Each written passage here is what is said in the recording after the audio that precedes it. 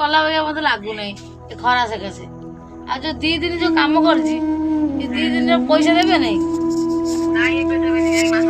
ହଉ ହଉ ସେ ଯାହା କରନ୍ତୁ ଟିକେ ଦୟାକରି ଯୋଉ କେତେ କଷ୍ଟ କରୁଛୁ ଖରାରେ ଯେ ଆଉ ସେ ଯିବନି ନା ଅନ୍ୟ ପିଲା ବୋଧେ ଠିକ କରିବ। ଖରା ମାନେ ସହିପାରୁନି ସେ ଘିମିରି ସକାଶେ କହୁଛୁ ବୋଉ ମୋ ଜଳା ପୋଡା ନାଗୁଛି ତା ଟ୍ୟାପ ପାଣିରେ ମୁଁ ଓଦା ହଉଛି।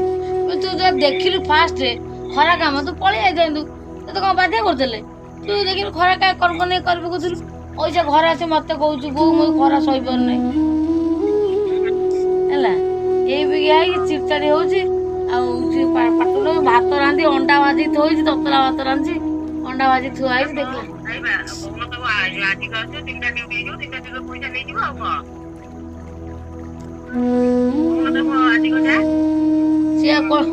ସିଏ କଣ ମୋବାଇଲ ଥୋଇ ଦେଇକି ପଳେଇଲାନି ଯାଇଛି ସେ ପିଲାଟା କତିକି କଣ କହୁଛି କେଜାଣି ତାକୁ ରାଜି କରୁଛି ସେ ମନା କରୁଛି କହୁଛି ଆଜି ଯିବିନି କାଲି ଯିବି ଏମିତି କହୁଛି।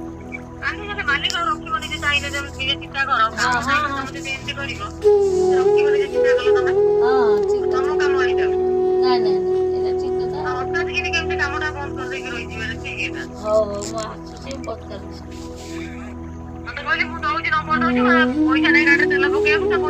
ହଁ ହଁ ମୁଁ ତ ପଚାରୁଛି ପଇସା କଥା ସେ କହିବ ଆସୁ ମୁଁ ତ ଜାଣିନି ପଇସା କଥା କହୁଥିଲା। କଥା ହେଇକି ମାଲିକ ସାଙ୍ଗେ ପଳେଇ ଆସିବୁ ପଇସା ଦେଇଦେଇ ପଳେଇ ଆସିବୁ ହେଲା। ହଉ ତମେ କଣ ଜଣେଇଲ ମତେ? ହଉ ସେ ଆସୁ ରଖୁଛି। ରୋଡ ହବ।